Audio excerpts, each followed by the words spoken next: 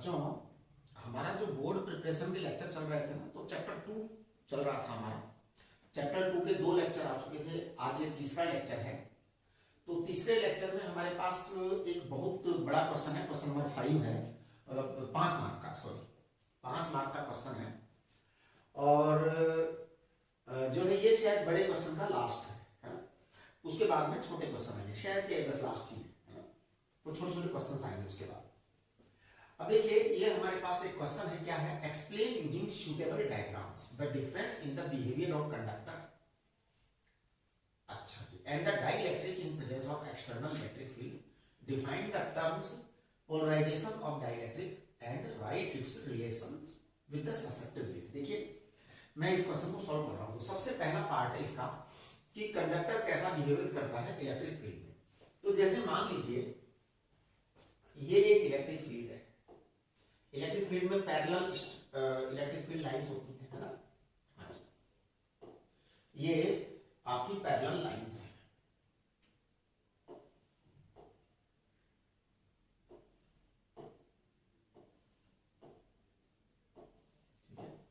अब मैं इसके अंदर एक कंडक्टर रख देता हूं। तो देखिए, कंडक्टर रखने से क्या होता है, I am just putting a conductor of any shape, कोई सी भी शेप का कंडक्टर रख दो। तो देखो क्या होगा कि इलेक्ट्रिक फील्ड इधर से इधर आ रही है, इसका मतलब इधर पॉजिटिव चार्ज है, उधर नेगेटिव चार्ज है, या ऐसे कहिए कि इधर हाई पोटेंशियल है, उधर लो पोटेंशियल है। Electric field lines move from high potential to low potential. अब यहां क्या होगा कि इधर की तरफ जो है ना नेगेटिव चार्ज इंड्यूस होगा और इधर की तरफ पॉजिटिव चार्ज इंड्यूस होगा। तो देखिए, हमारा जो पहला क्वेश्चन है ना, उसका ए का आंसर है ये, राइट। आप लिख सकते हैं फर्स्ट ए का आंसर, करेक्ट। तो देखिए, in a uniform electric field, in a uniform electric field, in a uniform electric field,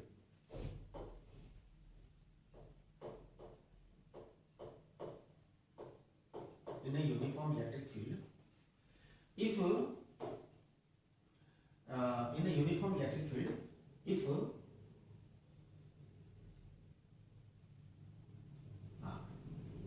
electric field, if we put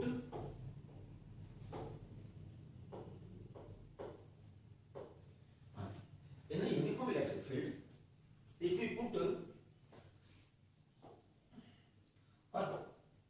conductor piece,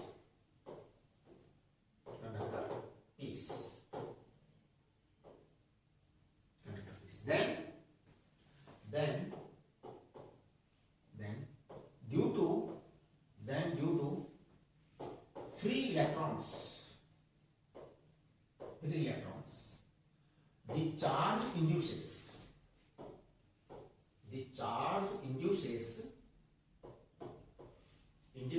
on the surface of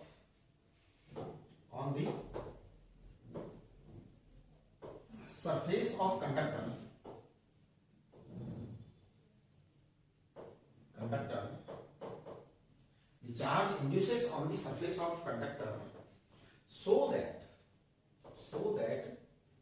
inside the conductor,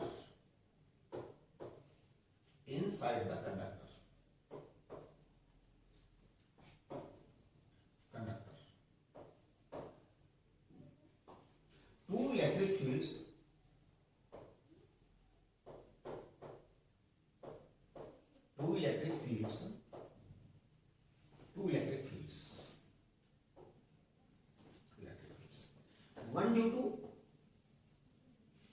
one is external, one is already available external field, one already available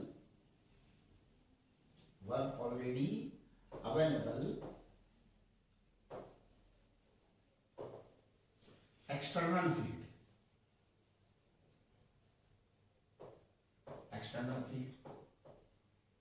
and other is induced field,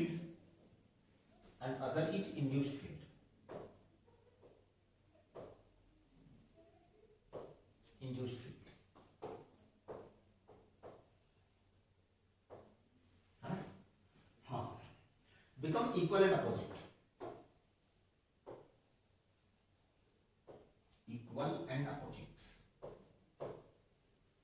Become equal and opposite to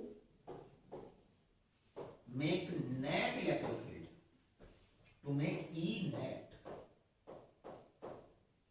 is 0. आप बात को समझिए। देखिए ये conductor है, इस conductor को हमने यहां पर रखा, तो देखिए यहां रखने पे क्या हुआ। हम पहले बात तो सारे स्टेटमेंट को ध्यान से पढ़ लें। In a uniform electric field if we put a conductor piece, then what happens? Then due to free electrons the charge induces on the surface of conductor, है ना। यहां आप लिख सकते हो, अगर आप चाहें तो यहां एक लाइन डाल सकते हो एज शोन इन फिगर, है ना, यहां डाल सकते हो आप as shown in figure.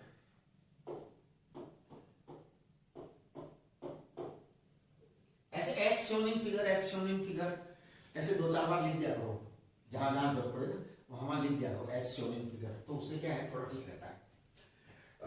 So that inside the conductor two electric fields, यहां कॉमा लगाएंगे टू इलेक्ट्रिक फील्ड्स के बाद में, so that inside the conductor two electric fields, one is already available, already available mean पहले से था external field, and other is induced field becomes equal to make E net 0, equal and opposite, sorry, यहां पे opposite word लिखिए, equal and opposite, है ना।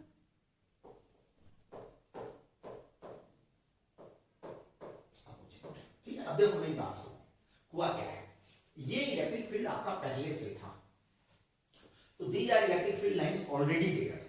अब हमने उसके अंदर एक कंडक्टर रख दिया, कंडक्टर में क्या हुआ, इधर प्लस आया इधर माइनस आया, इधर माइनस आया इधर प्लस आया, रिजल्ट क्या हुआ, इधर पॉजिटिव है इधर नेगेटिव है। तो होता क्या है कंडक्टर के अंदर, कि because of this positive and this negative, अंदर एक इलेक्ट्रिक फील्ड आता है ई इन, इंड्यूस्ड ई इन है, और ये आपका ई एक्सटर्नल है,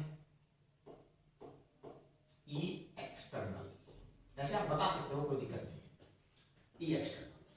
फिर आप क्या करेंगे, ये जो है ई इंड्यूस्ड और ई एक्सटर्नल दोनों मिलकर के ई नेट होता है, उसको आप 0 लिख सकते हो, ऐसा आप लिख सकते हो डायग्राम में।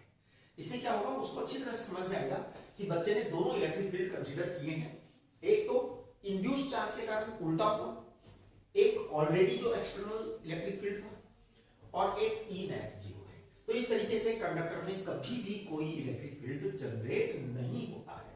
तो in this way we find that electric field inside a conductor is always 0, right. तो जो कंडक्टर के अंदर इलेक्ट्रिक फील्ड होता है वो हमेशा 0 होता है, हमेशा 0 होता है। चलिए अब अपन बात करते हैं उसकी डाइलेक्ट्रिक की, right. Dielectric medium is not conductor, dielectric ये बी है ना, उसका बी पार्ट होगा, dielectric medium is not conductor,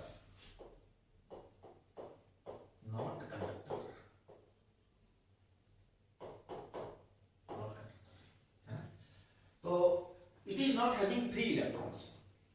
When a dielectric medium, when a dielectric material, को आप ज्यादा अच्छा लगेगा, when a dielectric material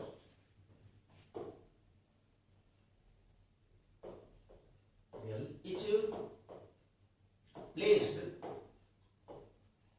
when a dielectric material is placed inside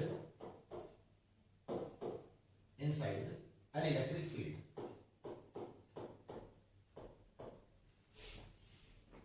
is placed inside an electric field, then when a dielectric medium material is placed inside an electric field, then in this material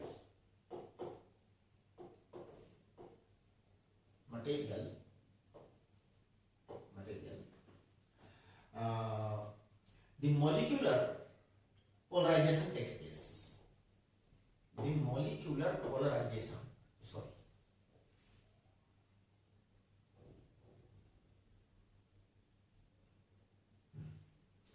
the molecular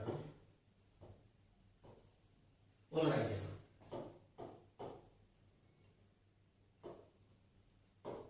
takes place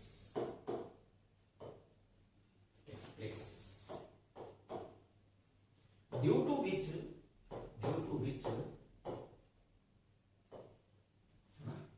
the molecular polarization takes place, due to which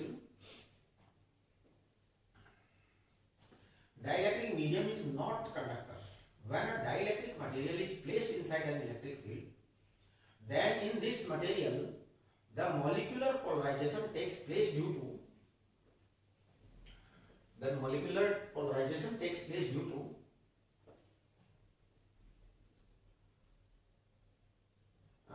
which net electric dipole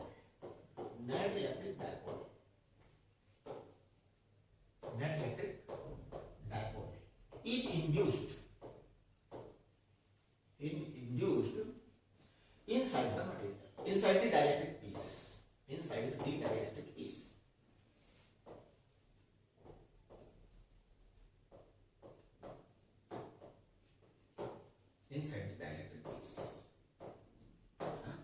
अब ध्यान दीजिए, this induced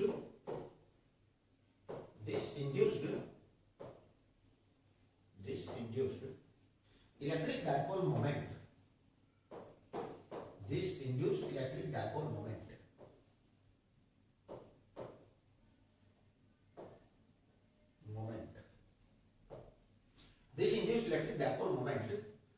when calculated for a unit volume,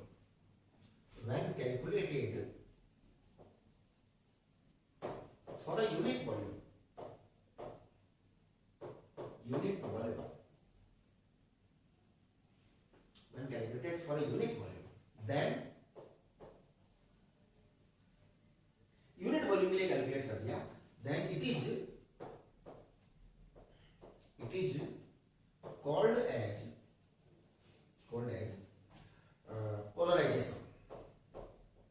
polarization. इसके एक term बना दिया polarisation P, capital P बोलते हैं इसको। आप आपस से सारी बात सुनिए। Dielectric medium is not conductor, correct. इसमें फ्री इलेक्ट्रॉन नहीं होते हैं साहब। When a dielectric medium is placed inside an electric field, then in this material the molecular polarisation takes place, due to which net electric dipole is induced inside the dielectric piece.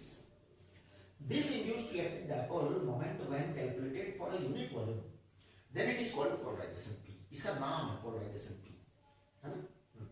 तो देखिए polarization P क्या हुआ, basically polarization P हुआ P upon volume.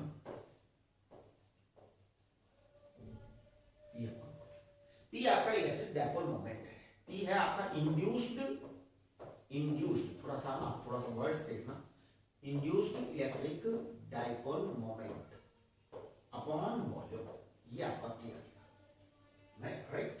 अब देखिए मैं आपको इसका डायग्राम बनाऊंगा कि जैसे आपका ये एक्सटर्नल इलेक्ट्रिक फील्ड था, एक्सटर्नल इलेक्ट्रिक फील्ड, राइट। अब देखो आपके अंदर यहाँ पे मैं एक मटेरियल डाल देता हूं, that is dielectric, not conductor. Conductor में तो क्या होते हैं, फ्री इलेक्ट्रॉन होते हैं जो भागते हैं इधर उधर। तो कंडक्टर में फ्री इलेक्ट्रॉन्स दौड़ते हैं मस्ती के साथ, तो होता क्या है, इधर है ना नेगेटिव आ जाते हैं, उधर पॉजिटिव आ जाता है, और एक नेट इलेक्ट्रिक फील्ड आ जाता है, और टोटल मिला के 0 हो जाता है। यहाँ ऐसा नहीं होने वाला, यहाँ क्या होगा, मॉलिक्यूलर पोलराइजेशन होगा। तो यहाँ पे जैसे नेगेटिव आया, यहाँ पर पॉजिटिव आया, फिर यहाँ नेगेटिव आया, फिर यहाँ पॉजिटिव आया, इस तरीके से negative positive, negative positive, negative positive, negative positive, negative positive, negative positive, correct. इस तरह से ये होता चलेगा। अब देखो हुआ क्या, हुआ ये है कि यहां पर अंदर इलेक्ट्रिक फील्ड तो आएगा, और वो नेचुरल है कि उल्टा होगा, तो कुछ कम हो जाएगा, लेकिन एकदम 0 नहीं हो जाएगा। जैसे वहां तो क्या हुआ था कि इलेक्ट्रॉन और प्रोटॉन, इलेक्ट्रॉन नेगेटिव चार्ज और पॉजिटिव चार्ज ऐसा सेट हो गया था क्योंकि खूब फ्री इलेक्ट्रॉन है, जमते हैं, तो आराम से सेट हो गया था, तो टोटल मिलाकर के 0 हो गया था। यहाँ ऐसा नहीं होगा, कुछ कम हो जाएगा इलेक्ट्रिक फील्ड, पहले से कम हो जाएगा, है ना। तो अब देखिए इसके अंदर जो इलेक्ट्रिक फील्ड आएगा ना, तो मैं कहूंगा ई इंड्यूस्ड, ई नेट क्या आएगा, ई नेट आएगा ई एक्सटर्नल अपॉन एप्सिलॉन आर, ये इतना कम हो जाएगा इलेक्ट्रिक फील्ड। और यहाँ पे नेट डायपोल मोमेंट आएगा, तो नेट डायपोल मोमेंट जो है वो आपका पी आ गया, हमने उसको पी वेक्टर कहा। अब देखिए ये जो पी है ना, polarisation P, polarisation P is equal to polarization P is equal to P upon 1 है ना, P upon 1। इसको पता है हम क्या कहेंगे, इसको हम कहेंगे is proportional to capital E। हाँ जी, तो P is proportional to capital E। जैसे हमने मैग्नेटिक फील्ड में कहा था, मैग्नेटिक फील्ड में हमने क्या कहा था आपको ध्यान है, मैग्नेटिक फील्ड में हमने आपको कहा था कि I is equal to capital M upon V, और फिर हमने I को कहा था प्रोपोर्शनल टू क्या, H, external magnetising intensity, right. फिर हमने I को कहा था X अपॉन H, वो X इंटू H। फिर X को कहा था हमने ससेप्टेबिलिटी, ध्यान है मैग्नेटिक फील्ड में बिल्कुल वही सब कुछ यहाँ पर है, राइट। अब मैं कहूंगा इसको XE को कहते हैं ससेप्टेबिलिटी, इलेक्ट्रिकल ससेप्टेबिलिटी,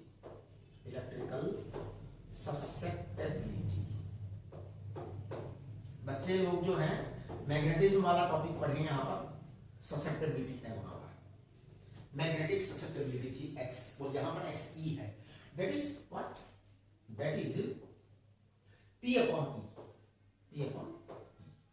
यहाँ आपको ये ध्यान रखना पड़ेगा कि हमने आपको ये सिखाया है कि P प्रोपोर्शनल टू E होता है, और P इक्वल टू क्या होता है, X इंटू E होता है, इसलिए X बराबर होता है, ये ससेप्टेबिलिटी बोलते हैं इसको। तो आप देखिए आपका जो क्वेश्चन था उसको मैं एक बार दिखा देता हूं आपको क्या क्या था। क्वेश्चन था आपको एक्सप्लेन यूजिंग, एक मिनट जरा मैं कलर अलग ले लेता हूं, देखिए तो आपका क्वेश्चन था explain using suitable diagrams the difference in the behavior of conductor and electric and dielectric in the presence of external electric field। बिल्कुल ये हमने किया था। Define the terms polarization of a electric dielectric and write relation with susceptibility, लिख दिया। तो आप देखिए क्या दोनों काम हो चुके हैं हमारे, ससेप्टिबिलिटी का रिलेशनशिप आ गया है, करेक्ट, ओके।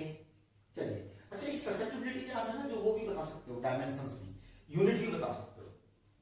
देखो कैसे मैं बताता हूँ, है ना, डायमेंशंस आप बताना, यूनिट में बता रहा हूँ, राइट, वाइट ले रहा हूँ मैं, ठीक है। तो देखिए डायमेंशंस आप बताना, यूनिट में बता रहा हूँ, कहाँ गए भाई, हाँ तो देखिए इक्वल टू ये P अपॉन E है ना, P अपॉन E, P क्या चीज है, P है polarisation electric dipole per unit volume, P है electric dipole per unit volume, भी ध्यान रखना। तो अब electric dipole per unit volume यानी कि P upon volume into E multiplied by. अब देखिए P क्या था, P था आपका कूलम इंटू मीटर, है ना, Q इंटू 2A होता था, तो Q को कहो कूलम, M को कहो मीटर, वॉल्यूम को क्या बोलोगे आप, मीटर क्यूब बोलोगे साहब, और E को क्या बोलोगे, E को आप बोलेंगे वोल्ट पर मीटर, E होता है वोल्ट पर मीटर या न्यूटन पर कूलम, दोनों ही सही है, आप न्यूटन पर कूलम भी बोल सकते हैं, वो आपकी इच्छा है ना? तो आप इस तरीके से P की है ना वो भी निकाल सकते हो। ध्यान दीजिए न्यूटन पर कूलम और वोल्ट पर मीटर बराबर होता है, दोनों एक ही चीज होती है। चलिए अब हम अगला वाला क्वेश्चन का पार्ट पढ़ लेते हैं। क्वेश्चन का नेक्स्ट पार्ट क्या है, देखिए नेक्स्ट पार्ट क्या कह रहे हैं, a thin metallic sphere spherical shell of radius r carry charge q, ठीक है, यहाँ पर चार्ज q है, सरफेस पर यहाँ q/2 है। देखिए इसके सरफेस पर चार्ज q है, अंदर q/2 है, बाहर 2a है, right. Find the force on the charge at the centre of the cell and at the point a, electric flux through the cell, ठीक है, ये निकाल देता हूं मैं। तो देखिए सबसे पहले मैं सेंटर ऑफ द सेल पर चार्ज की बात कर रहा हूं, तो inside the metallic cell we know inside the metallic cell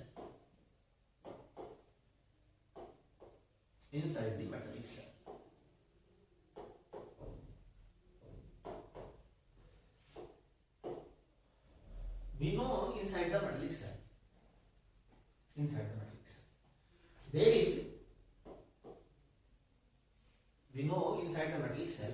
there is no electric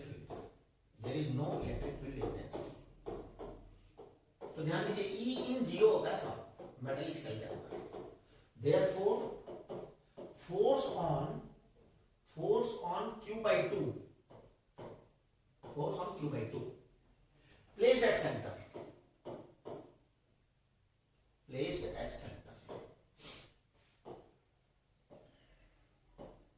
it is equal to 0, no force, है ना। तो ये एक आंसर आ गया आपका। दूसरा आंसर ये है कि outside charge 2a 2q charge है ना। नाउ E out होता है 1/4 पाई epsilon not Q total upon R square. ये फॉर्मूला E आउट का होता है। अब मैं बाहर वाले पॉइंट है ना, point B, for point B where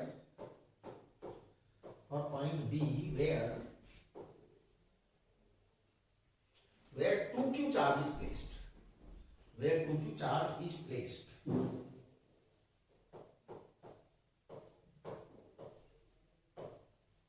ध्यान दीजिए, for point B where 2q charge is placed, है ना।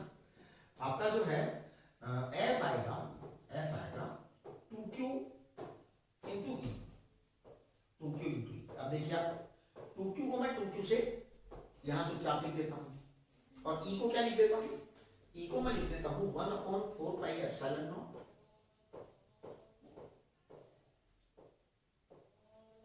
Q टोटल को मैं कह देता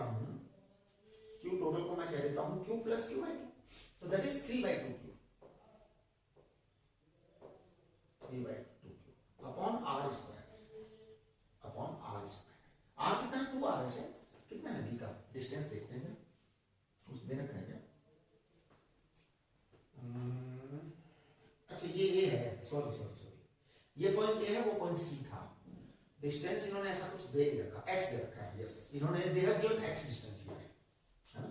हाँ देखो मैं दिखाता हूं आपको, इन्होंने यहाँ पे x डिस्टेंस दे रखा है ना। This distance is x।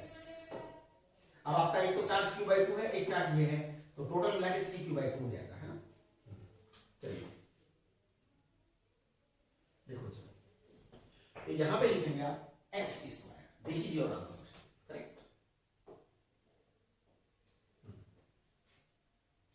So please come. अब देखेंगे आप यहां पर क्या होने वाला है। ये 2 से 2 कट जाएगा और ये आ जाएगा 3q स्क्वायर। तो 1/4 पाई epsilon not 3 capital Q square upon x square. आप लोग चेक कर लेना, कोई गड़बड़ हो तो उसे सुधार लेना आप लोग। This is your again answer. अब इन्होंने तीसरा इसी के अंदर एक टुकड़ा पूछा है कि फ्लक्स टोटल। तो देखिए आप सबसे पहले कहेंगे कि electric flux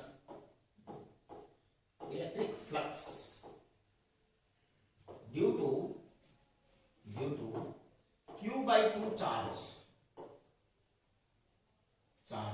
placed at center,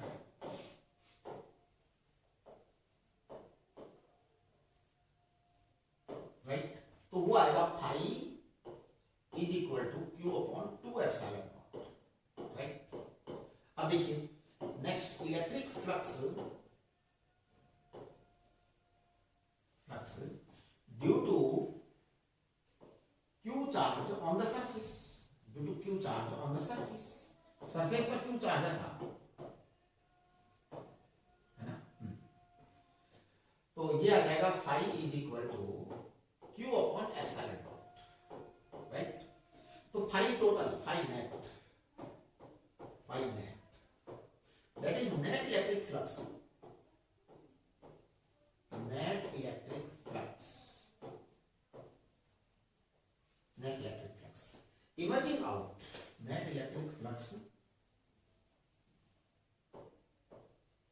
emerging out, that is net electric flux emerging out from the cell.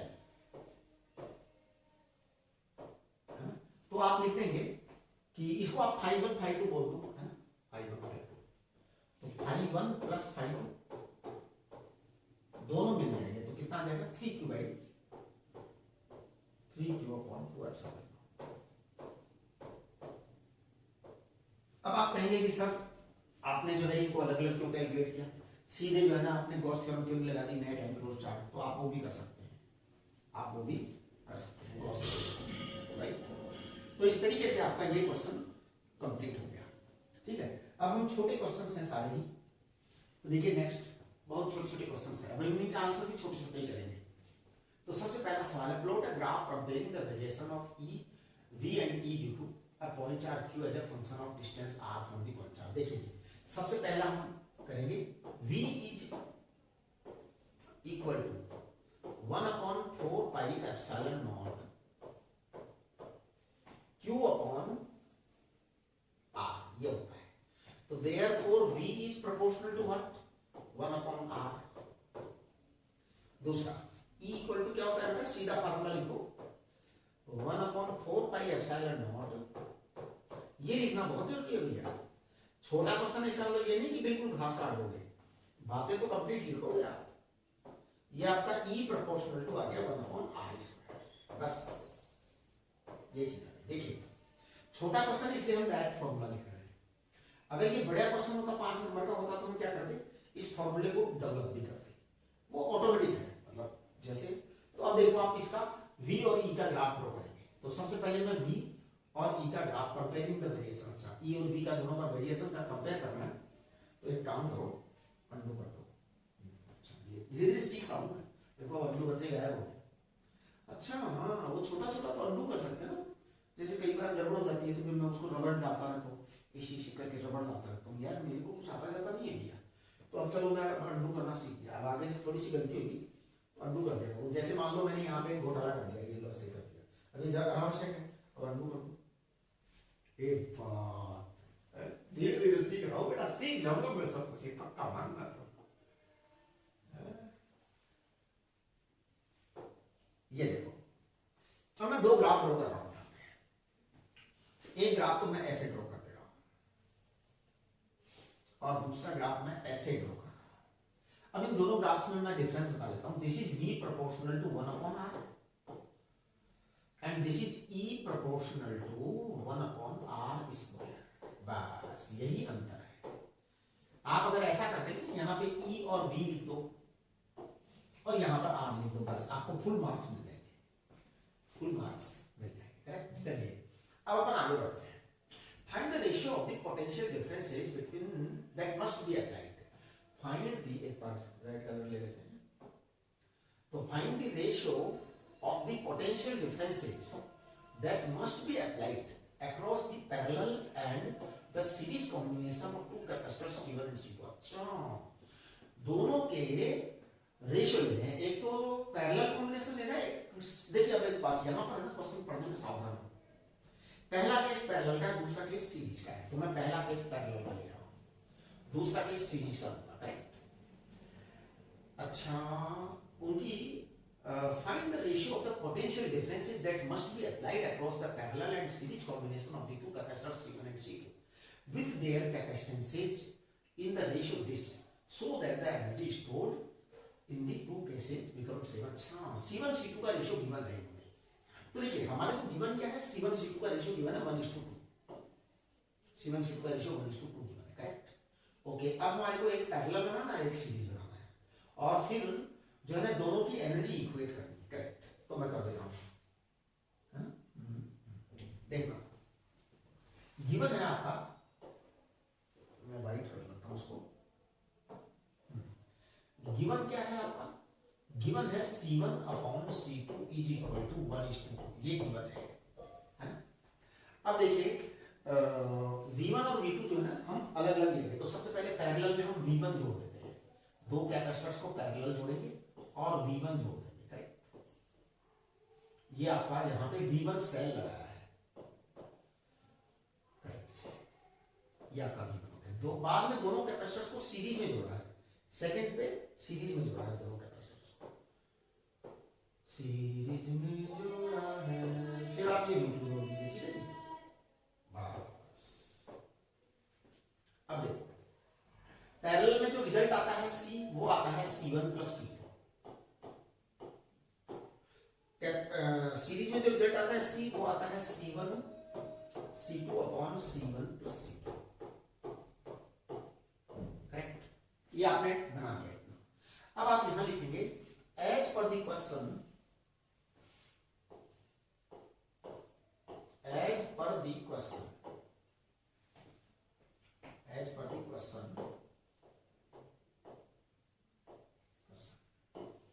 u1 is equal to u2,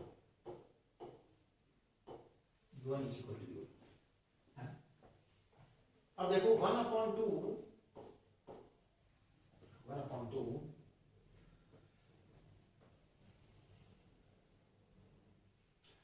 सबसे पहला तो C1 प्लस C2 लिख दो चुपचाप, V1 स्क्वायर कर दो, बाद में कर दो आप इसको हाफ पैरेलल है C1 C2 upon C1 plus C2 into V2 square कर दो। अब आपको पता है क्या निकालना है, आपको V1 V2 का रेशियो निकालना है। देखिए सवाल पढ़िएगा, सवाल पढ़ो,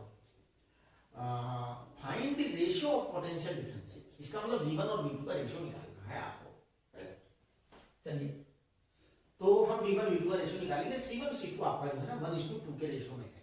तो मैं एक काम करता हूँ, C1 C2 1:2 के रेशियो में है, तो मैं लिख देता हूँ यहाँ पे V1 V2।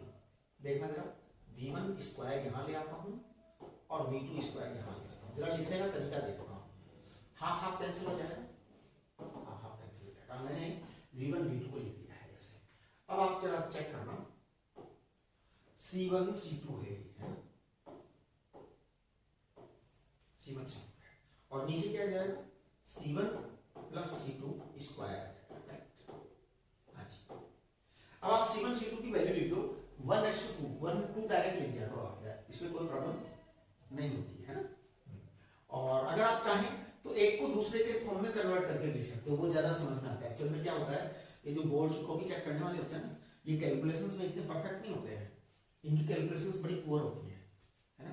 मैंने एक बोर्ड के टीचर की कैलकुलेशन देखी थी एक बार, मैं को मजाक नहीं करनी चाहिए लेकिन मैं क्या करूँ, होता है तो होता है। कैलकुलेशन देखो, मैं एक कैलकुलेशन देखी थी मैंने एक बार, बहुत मेरे को याद आ गई कैलकुलेशन क्या थी।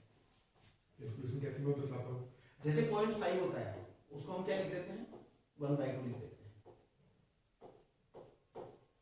सीधे लिख। अब क्या होता है, उसको 0.5 में है ना 0 उड़ाया, 10 से डिवाइड किया, फिर उसको 5 से काटा, 5/10 किया, फिर 5 से काटा और फिर 1/2 कर दिया।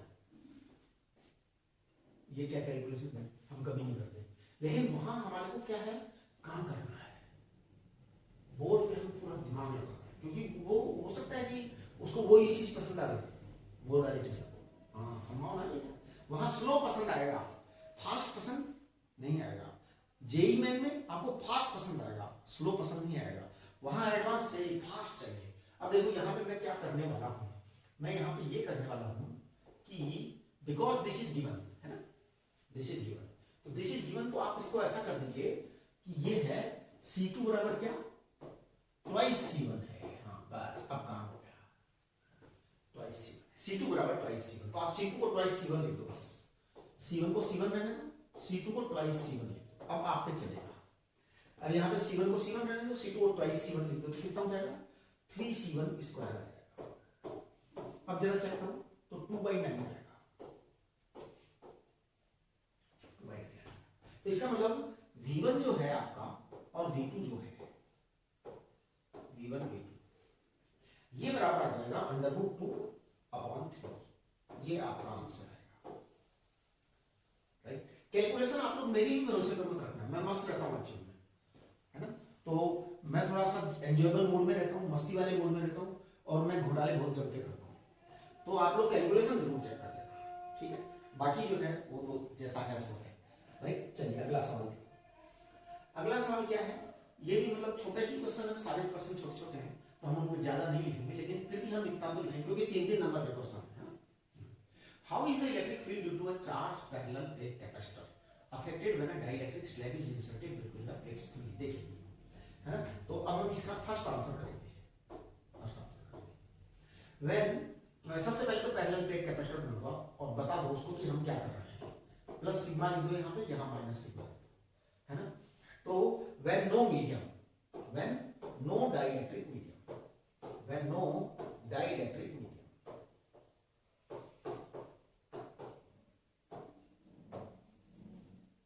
when no dielectric medium, then E equal to आएगा सिग्मा अपॉन एप्सिलॉन, ये आएगा sigma upon epsilon. when dielectric medium is filled, when dielectric is filled, dielectric को भर दिया, when dielectric is filled, then E dash is sigma upon epsilon naught epsilon r। आप इसको epsilon r लिख दीजिए, डायरेक्ट्रिक भर देते हैं। आप चाहें तो दो अलग अलग डायग्राम बना सकते हैं। एक लाइन खींचने में क्या बिगड़ता है यार, एक लाइन इधर खींच दी, एक लाइन इधर खींच दिया करो। एक डायग्राम बिना डायपोल, बिना मैग्नेट उसके मीडियम पे बना दिया करो, और एक डायपोल मीडियम पे, एक डायग्राम मीडियम के साथ बना दिया करो। दो डायग्राम बना दो, है ना। एक बार जो पहला डायग्राम बनाया उसमें मीडियम नहीं रखा था, दूसरे डायग्राम में मीडियम रखा। अब देखिए ई डैश अपॉन ई, ई डैश अपॉन ई क्या है भाई, देखो इधर एक उल्टा लिख दिया शायद मैंने, 1 upon epsilon R, 1 upon epsilon R, E dash upon E, 1 upon epsilon R, correct. ये चीज हो गई कंप्लीट। तो बस एक आपका फर्स्ट आंसर आ गया, फर्स्ट आंसर आ गया। आप ऐसा भी कर सकते हैं कि ई डैश को आप लिख सकते हैं E upon epsilon R, right. तो ये बात हो गई। तो new electric field decreases by epsilon R times, है ना। हाँ, तो आप लिख सकते हैं new electric field it decreases by epsilon R times, ठीक है ना। चलिए अब देखिए, a slab of material of dielectric constant K has the same area as the plates of a parallel plate capacitor but has thickness d/2, where d is the separation between the plates. Find the expression for the capacitance when the slab is inserted between the plates. Correct. देखो इधर यहाँ पे हम कर देते हैं इसको, है ना। तो एक काम करते हैं, अगले पेज पे कर देते हैं। जैसे ये अपना एक वो है जिसमें हमने कुछ भी नहीं रखा, कुछ भी नहीं रखा, 100% एयर है, 100% एयर है। बाद में दूसरा वाला केस क्या होगा, दूसरा वाला केस होगा कि हम इसके अंदर आधा भर देंगे, d/2 भर देंगे, है ना, d/2 भर देंगे। d/2 एक मिनट जरा मैं क्वेश्चन देखता हूँ क्या है।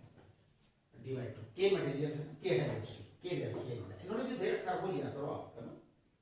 हाँ, ये अक्सर के देते हैं जबकि हम लोग एप्सिलॉन आर लिखते हैं। चलो के दे देते हैं यहाँ पे। अब आप डायरेक्ट फॉर्मूला लगा सकते हो, अगर फॉर्मूला याद है तो, है ना।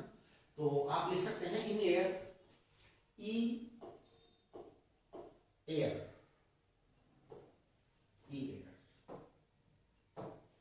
Equal to V air upon D, है ना। तो आप लिख सकते हैं V equal to E air into D, E air into D, है ना। तो पता है मैं क्या बोलूंगा, मैं बोलूंगा E air इंटू D। तो मैं कहूंगा कि आपका ये वी आ गया ना, इसको मैं बोलूंगा sigma upon epsilon not into D. Sigma को मैं बोलूंगा Q upon A epsilon not into D. Therefore V upon D it is equal to 1 upon C. It is equal to epsilon not A upon D. V upon Q, sorry यहां पे Q लिखेंगे आप, we upon Q, है ना, right. तो ये आप इस तरह से करेंगे। दिस इज ये क्या हुआ यार, बताओ क्या पूरा एक नजर आप लेना पड़ेगा, रबड़ लेना पड़ेगा मोटा वाला, गड़बड़ ज्यादा ही होगी। पता है पूरा ही उल्टा लिख दिया ना मैंने, है ना, आप लोगों ने पता नहीं ध्यान दिया नहीं दिया। ध्यान रखा करो यार, टीचर्स पर ज्यादा भरोसा मत किया करो। टीचर्स क्या होता है एक्चुअल में, मतलब थोड़ा मस्त लोग होते हैं ना। मैं तो कम से कम एकदम बिंदास मस्त आदमी हूं, मैं इस बात की परवाह नहीं करता क्या हो रहा है, पता नहीं क्या क्या कर देता हूं। अब देखिए ये आपका वी एयर था, it is equal to E air, right, into V. तो ये चीज हो गई ना। अब हम इसको कहेंगे v upon Q. v upon Q को हम कहेंगे 1 अपॉन सी, 1 अपॉन सी। फिर इसको कहेंगे d upon epsilon not e। अब आएगा ये। फिर आप यहाँ पे एक दिस इंप्लाइज टू करके c इक्वल टू लिख सकते हैं epsilon not a upon d in presence of complete air. फिर आप यहाँ लिख सकते हैं इन प्रेजेंस ऑफ कंप्लीट एयर।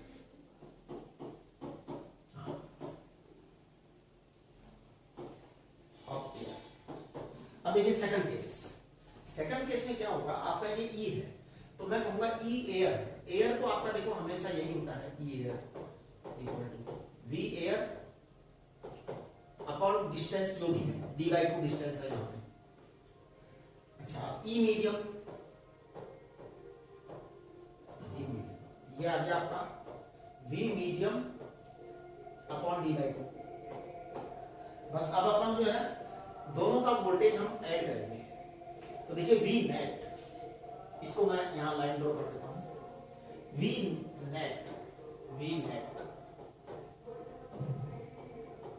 यहां सड़क पर कोई आए हैं, ये सड़क है ना हमारे घर के पास में है, तो जो आते हैं ना गाना बजाने वाले या कोई भी सब्जी बेचने वाले, तो कई बार गानों की आवाजें आती है, कई बार सब्जियों की आवाजें आती है, बहुत अच्छी अच्छी आवाजें आती है कई बार। हाँ, अब देखो अभी आवाज आ रही है, तो वी नेट करते हैं हम, net voltage V air plus V medium.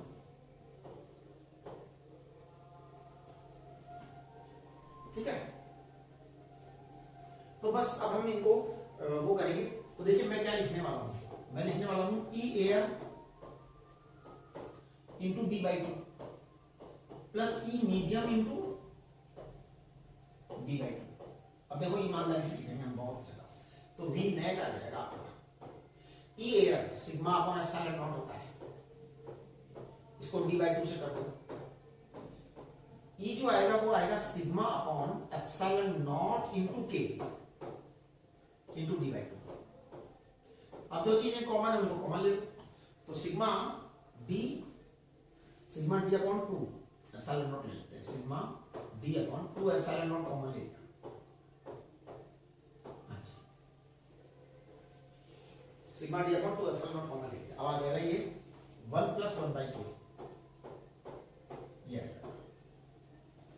हाँ देखिए, this gives us what, v equal to sigma की जगह q अपॉन a लिखूं, q upon a epsilon not d। आप इसको कर दीजिए k को एलसीएम ले लो, k प्लस 1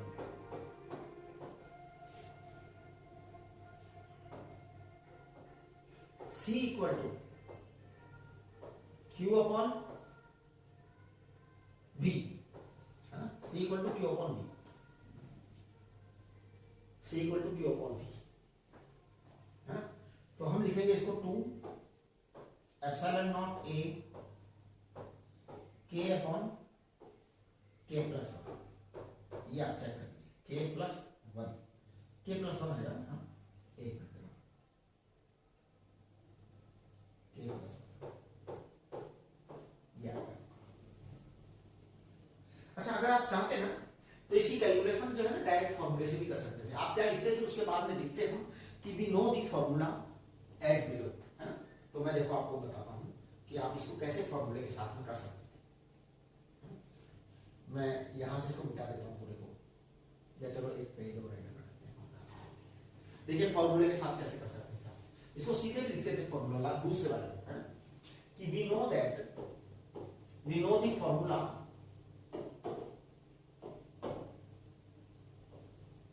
क्या था वो, फिर फॉर्मूला एकदम करेक्ट याद होना चाहिए आपको, एप्सिलॉन नॉट ए अपॉन।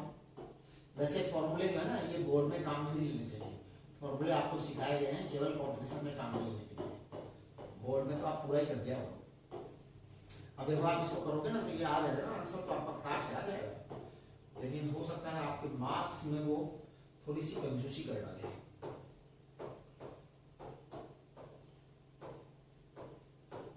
अब जरा चेक करना, यहां से डिवाइड हो जाएगा तो 2 के आप एलसीएम ले लो, तो आप लेंगे 2k epsilon not a upon d common आएगा, बिल्कुल d कॉमन आएगा, फिर नीचे k प्लस 1 आएगा। देखो जरा ये आंसर आपका वही है क्या पहले वाला, एक बार चेक करना पड़ेगा ना।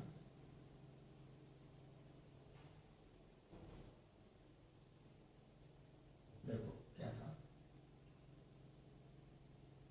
इसका, ये देखो इस तरीके से ये आपके आंसर हो गया, तो आपने देखा ये आपका जवाब आ गया। इसके बाद अगला क्वेश्चन जो है ना वो चलो कर ही देते हैं, काफी टाइम।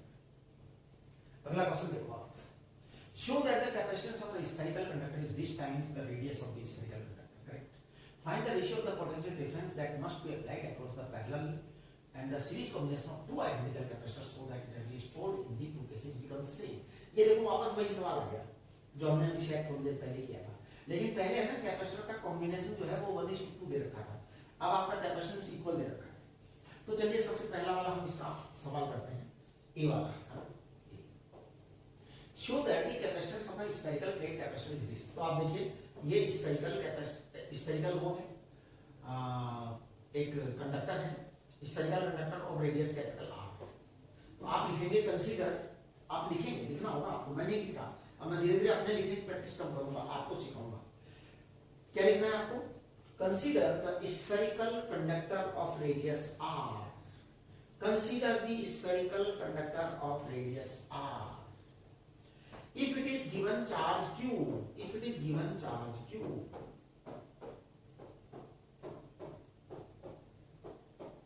आपने लिख दिया, if it is given charge Q, then potential at its surface is V equal to AQ upon R, that is equal to 1 upon 4 pi epsilon naught Q upon R। अब मैं थोड़ा थोड़ा कोशिश करूंगा कि खुद कम लिखूं, आपको लिखवाने के लिए वैसे करना। तो ये आएगा V upon Q equal to 1 upon 4 pi epsilon naught R। ठीक है आपने। अब इसके बाद क्या करेंगे, this is equal to 1 upon C, hence C is equal to 4 pi epsilon naught R, hence proved, है ना। This is the desired result as per question, है ना। So आप लिखेंगे this is the desired result, ऐसे लिख दिया करेंगे आपको, this is the desired result, लिख दीजिए this is the desired result। अब देखो दूसरा वाला केस है, find the ratio of the potential differences that must be applied across the parallel and series combination of two equal resistors। तो देखिए अगला क्वेश्चन सॉल्व कर रहा हूं मैं, given that what is given that C1 equal to C2 equal to C है, ये given है, ये given है ना। तो देखिए पहले पैरेलल कर दीजिए, पैरेलल कॉम्बिनेशन में आप 2 C लगाएंगे, C सी एंड सी, दो सी लगे ना पैरेलल कॉम्बिनेशन में। अब आप यहाँ पे वोल्टेज लगा दीजिए, वोल्टेज लगे। अब देखो आप कहेंगे कि U इनिशियल है ना, तो इसके अंदर टोटल C इनिशियल आएगा 2C, C इनिशियल बराबर 2C, तो U इनिशियल आ जाएगा 1/2 into 2C into V1 square, ये आप V1 मान लो सर, ये आपका V1 आ गया, करेक्ट। अब हम बात करेंगे सीरीज कॉम्बिनेशन की। तो देखिए मैं आगे बढ़ रहा हूं, दो कैपेसिटर्स का सीरीज कॉम्बिनेशन कर रहा हूं, दो कैपेसिटर्स का सीरीज कॉम्बिनेशन कर रहा हूं, C1 C2 है ना, दोनों इक्वल है साहब, C1 बराबर C2 है, ये ध्यान रखना। तो सीरीज कॉम्बिनेशन करेंगे, फिर हम यहाँ पे एक वोल्टेज V2 लगाएंगे, क्या लगाएंगे, वोल्टेज V2 लगाएंगे, V2। अब देखो तो C is equal to C final C into C upon C plus C/2 आ जाएगा है ना, या आप ऐसे कैलकुलेट कर सकते हैं 1/C फाइनल बराबर 1/C प्लस 1/C, सॉरी ये C/2 आएगा ना, अंडू करो,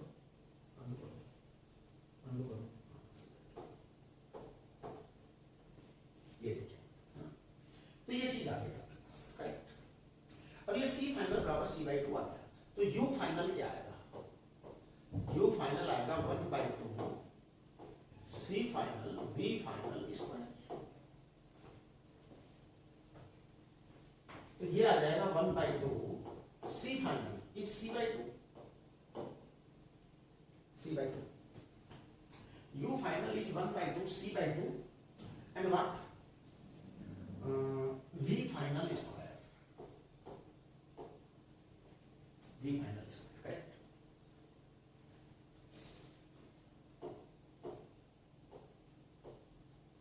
ये C into V final square, correct। चलिए U इनिशियल देखो और ये U फाइनल देखो, U initial and U final. तो अभी एज पर पर्सन, आप इसको यहां पे लिख सकते हैं एज पर पर्सन,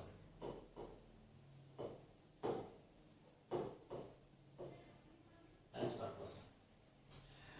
तो हाफ U इनिशियल आपका आएगा कितना, वो था ना 2C था है ना, 2C देखना जरा क्या था,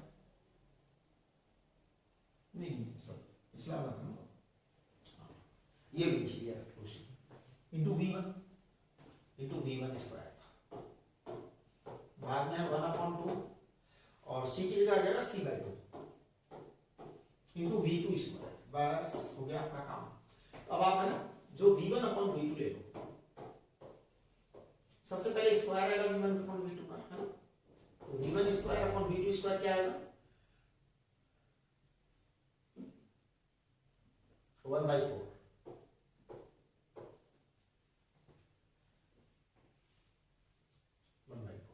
तो V1/V2 क्या आएगा,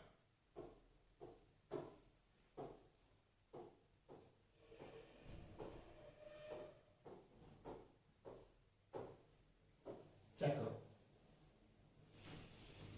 दिस इज V1/V2, तो ये आपका आंसर आएगा। देखिए इसी तरह का पिछला हम सवाल कर चुके हैं, एक बार मैं बताता हूँ, देखो आपको हमने कौन सा सवाल किया था, इसी तरह का एग्जैक्ट इसी तरह का सवाल किया था, ये नहीं था, इससे पिछला वाला सवाल बताता हूँ।